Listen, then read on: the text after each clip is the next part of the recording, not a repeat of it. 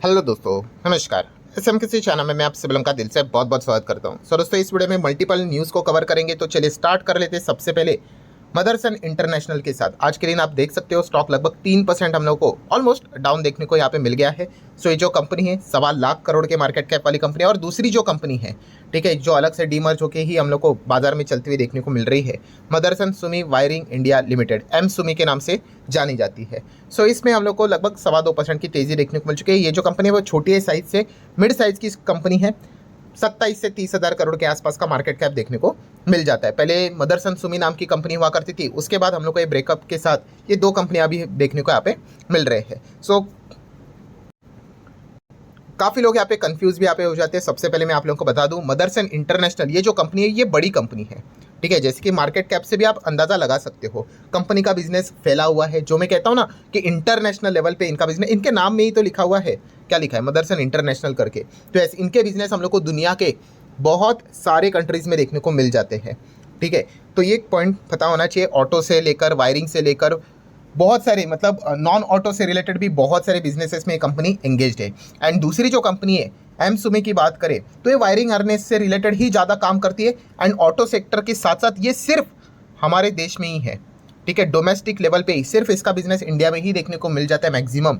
तो ये भी पॉइंट आप लोगों को पता है यहाँ पे होना चाहिए। मैंने काफ़ी बार आपको बोला है कि आपको कोई भी आप कंपनी में जाते होंगे, वो कंपनी काम क्या करती है, उसका लोकेशन कहाँ पे है, ये बेसिक बेसिक चीज़ें हमें पता होनी चाहिए। तो जो लोग पूछ रहे थे सर क्या ये भी कंपनी इंटरनेशनली काम करती है, नहीं नहीं नहीं, ये मैंने काफ़ी बार आपको समझा है, वापस समझा रहा हूँ।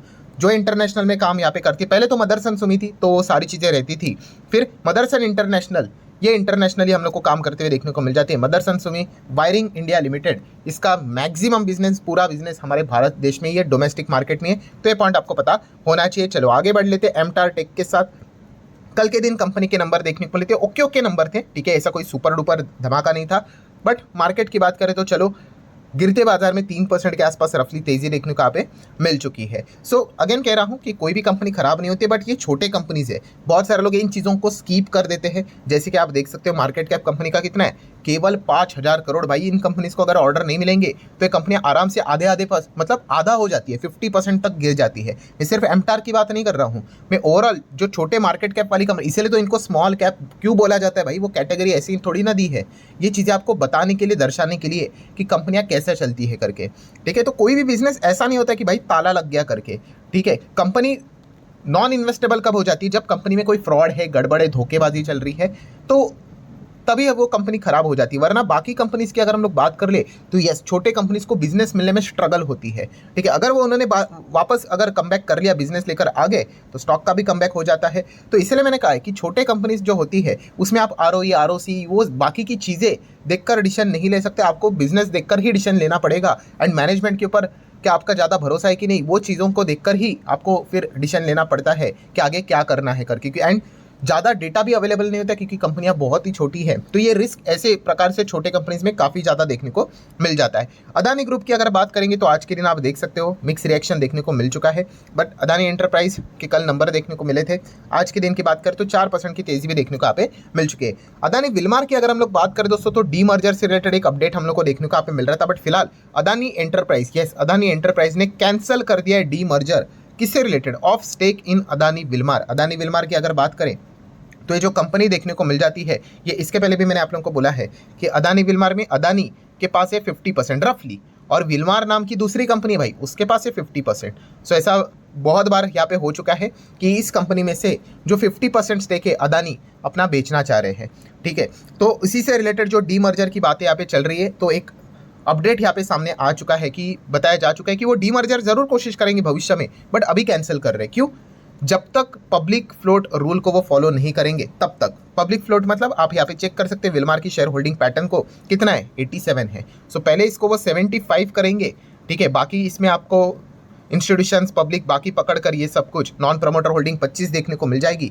फिर उसके बाद वो यहाँ पे विचार करेंगे कि इसको डीमर्ज करना है कि नहीं करना है, क्या वैल्यूएशन के ऊपर करना है कि नहीं। तो ये चीज़ें चल रही है। फिलहाल तो डीमर्जर कैंसिल होते हुए देखने को मिला है। कैंसिल मतलब टेम्पररी बेसिस के हिसाब से पहला उनका टास्क ये है। जैसे ये टास्क हो जाएगा उसके बाद आप वापस डीमर्जर जैसी चीज़ों को खबरों में सुनना स्टार्ट कर सकते हो।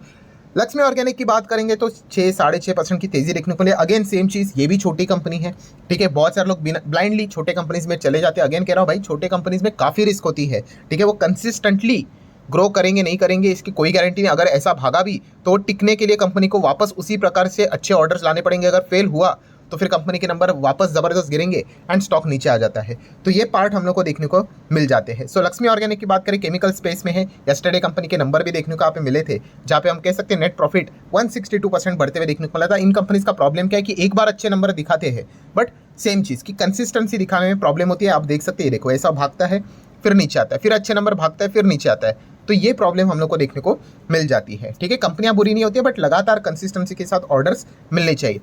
डिक्सन टेक की अगर हम लोग यहाँ पे बात करेंगे, आज के दिन वापस 4-5% यहाँ पे गिर चुका है, ठीक है भाई। शेयर बाजार में सारी चीज़ें यहाँ पे होती रहती है, ऐसा नहीं होता कि हर वक्त कुछ ना कुछ तो कारण होना चाहिए। डेली बेसिस कितना सारा ट्रेड हम लोग को चलते हुए देखने को मिलता रहता है। अगर बहुत ही कुछ बड़ा अगर हुआ तो ऑटोमेटिकली पब्लिक डोमेन में हम लोग को खबरें देखने को यहाँ पे मिल जाती है। अभी कंपनी ऑलमोस्ट अभी लार्ज कैप कॉन्टेक्स्ट में हम लोग को जाते हुए देखने को मिल रहे हैं, लाख करोड़ के आसपास कंपनी पहुंच जाएगी। वैसे मैं मार्केट कैप की बात कर रहा हूँ। कोचिन शिपयार्ड की बात करेंगे, आज के दिन 5% का सर्किट लग चुका है, ठीक है। एक छोटा सा अपडेट था जो कि शायद से कल के दिन भी यहाँ पे आया था कि Cochin shipyard and Deen Dayalal port की अगर बात करें तो मिलकर यहाँ पे डेवलप कर रहे शिप रिपेयर फैसिलिटी, ठीक है। वाडीनेयर की अगर हम लोग बात करें तो वहाँ पे ये शिप रिपेयर फैसिलिटी वो बनाने यहाँ पे जा रहे हैं। सो ये भी पॉइंट आपको पता होना चाहिए। देन अगर हम बात करेंगे, अभी रिसेंटली आज के दिन का पहला वीडियो भी आप लोगों ने देखा होगा, स्विगी का आईपीओ आ रहा है, तो उसका जो डायरेक्ट कॉम्पिटिटर है जोमेटो, उसके ऊपर आप जरूर फोकस यहाँ पे रख सकते हो, ठीक है। जोमेटो एंड स्विगी, इनकी जबरदस्त फूड डिलीवरी में डिओपॉली देखने को मिल जाती है। ऑलमोस्ट दोनों के पास ऑलमोस्ट 50% का मार्केट शेयर देखने को मिल जाता है, ठीक है। तो इस चीज़ को लेकर जोमेटो भी आपके रडार के ऊपर स्टडी पर्पस के लिए होने चाहिए। नेक्स्ट बात करेंगे दोस्तों तो इजी ट्रिप प्लानर, यस, ये जो कंपनी है आज के दिन 8.25% यहाँ पे भागते हुए देखने को मिले। मैं अगेन बोल चुका हूँ यहाँ पे दोस्तों, ये लिख लेना, मैं रोज़ रिपीट करता हूँ, फिर भी काफ़ी सारे लोग वही मिस्टेक करते रहते हैं। B=B, कोई भी शेयर खरीदना है, अगर आप डिसीजन ले रहे हो तो बिजनेस देखकर चलना होता है। अगर आप तेजी बीजी देखकर अगर आप अपने मन बना रहे हो कि चलो बहुत अच्छा है करके, तो फिर भाई कभी तो गिरेगा ही, माइनस भी आ जाएगा उसके सामने, तो फिर आपकी हालत ख़राब हो जाएगी, ठीक है। तो ये कितना भी आप लोगों को बोरिंग लगे, पकाओ लगे, रिपीटेड लगे, बट यही फॉर्मूला है भाई। लॉन्ग रेंज में अगर टिकना है तो B=B, बिजनेस देखकर डिसीजन लेना होता है कि आपको लगता है कि ये कंपनी, कोई भी, मैं सिर्फ इसकी बात नहीं कर रहा कि आने वाले 5 से 6 साल से 10 साल में ये कंपनी इतनी बड़ी बन सकती है, तो उस हिसाब से अकॉर्डिंगली जाना होता है। उसके बीच में वो 5 से 10 साल आप प्लान करके चलोगे तो बहुत बार आपका टेस्ट होगा, कभी कभी कंपनियां ज़बरदस्त गिरेंगी, ठीक है। तभी चेक करना है कि गिरावट के पीछे का रीज़न कोई बिजनेस तो खत्म नहीं हो रहा है ना। अगर नहीं है तो फिर भाई पेशेंस के साथ बने रहना पड़ेगा। अगर बिजनेस के ऊपर बात आ रही है तो फिर भाई फिर टफ कॉल लेना पड़ेगा कि रहना है कि नहीं रहना है करके, बस इतना ही सिंपल होता है मार्केट। बट हम क्या करते हैं, जैसे कोई स्टॉक भागता है तो चलो खरीदो, जैसे गिर गया अरे मैं तो मर गया करके, ठीक है। तो इसलिए आप देख सकते हैं किसी भी कंपनी में ऐसा स्टॉक चलता है तो कोई पब्लिक शेयर होल्डिंग ज़्यादा नहीं होती है, ऐसा भागेगा तो पब्लिक शेयर होल्डिंग ऑटोमेटिकली उसमें बढ़ जाती है, फिर नीचे आता है तो कहते हैं कि स्टॉक मार्केट स्कैम है करके। स्कैम नहीं भाई, आपको रूल्स समझने पड़ेंगे। किसी भी खेल के रूल्स होते हैं भाई, वो अगर आप नहीं समझोगे और खेल खेलोगे तो फिर बाद में बोलोगे कि स्कैम ही है करके। तो ये चीज़ें आपको पता होनी चाहिए। By the way, easy trip planner की बात करें, इसका प्रॉब्लम क्या है, yes, promoter holding and public, यहाँ पे पीपी ज़्यादा देखने को मिल रहा है। मतलब आप देख सकते हैं यहाँ पे प्रमोटर ने माल 50% तक ला लिया और पब्लिक के पास ज़्यादा माल है। इंस्टीट्यूशन हम लोग को ज़्यादा देखने को यहाँ पे नहीं मिल रहे, ये काफ़ी अलर्ट का साइन फिलहाल तो देखने को यहाँ पे मिल रहा है। वैसे कंपनी बिजनेस तो अच्छा यहाँ पे कर रही है। बीच की बात करें, अभी तो इलेक्ट्रिक व्हीकल बस सेगमेंट में भी एंटर कर रहे हैं, आपको पता ही है, करोड़ों का पैसा उन्होंने साइड में यहाँ पे रखा हुआ है। बीच में मैंने वीडियो भी यहाँ पे कवर यहाँ पे किया था, तो ये सारी चीज़ें देखने को यहाँ पे मिल रही है। तो ये पॉइंट भी आप लोगों को पता होना चाहिए। देन इंडियन रेलवे की बात करेंगे तो आज के दिन रेलवे स्टॉक्स थोड़े से हम लोग को अच्छे चलते हुए देखने को यहाँ पे मिले हैं, ठीक है। RVNL की बात करें, IRFC, Ircon international, RailTel, IRCTC, ठीक है। तो ये जो देखो अगेन सेम चीज़ है, इन कंपनीज ने कोई नुकसान नहीं दिया। नुकसान किनको होता है, जो अभी अभी आते हो और एक्सपेक्ट करते कि भाई मुझे तो इतना लंबी पारी में, अगर कोई व्यक्ति, चलो जैसे कि मैं अगर आपको बता दूँ RVNL, ठीक है, साल भर के रिटर्न्स भी अगर चेक करेंगे भाई 200% के रिटर्न्स है साल भर के, ठीक है। एंड मैक्सिमम देखेंगे तो मतलब पूछो ही मत, मतलब क्या परफॉर्मेंस चल रहा है। हाँ, ये प्रॉब्लम होता है, ये सबको चाहिए, बट भाई उसकी जर्नी देखो, कितना टेस्ट लिया गया है। यहाँ पे कोविड में तो भाई ये 50% डाउन हुआ था, ठीक है। तो वो सारी चीज़ें जो नहीं झेल पाता है भाई, वो कभी इस प्रकार के रिटर्न्स कभी डिजर्व करता ही नहीं, वो कभी नहीं कमा पाएगा। और जो लोग प्रॉपरली इन चीज़ों को झेल पाते हैं, झेलना मतलब क्या, जोर ज़बरदस्ती से झेलना नहीं होता है कि जो भी होगा देखा जाएगा, ऐसा नहीं, बिजनेस को पकड़ कर चलना होता है भाई, ठीक है। तो ये चीज़ें आपको अच्छी तरीके से समझ में यहाँ पे आनी चाहिए। जब आपको ये चीज़ें समझ में आएगी तो आपके लिए मार्केट ज़बरदस्त यहाँ पे, मतलब आप कह सकते हैं आप सक्सेस का मार्ग यहाँ पे बन जाएगा।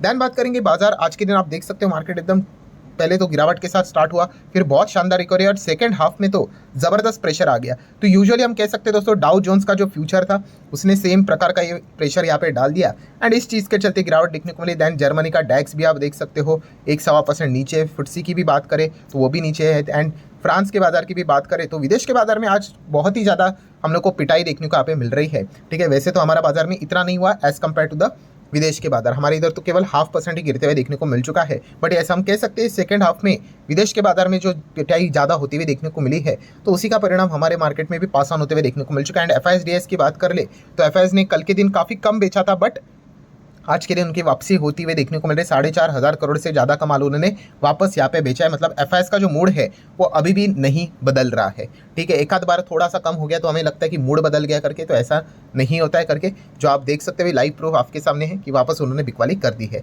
सो ठीक है दोस्तों, आशा करता हूँ वीडियो हेल्पफुल लगा होगा। चाहो तो लाइक एंड शेयर कर सकते हो। मिलते हैं नेक्स्ट वीडियो में, तब तक के लिए बाय बाय।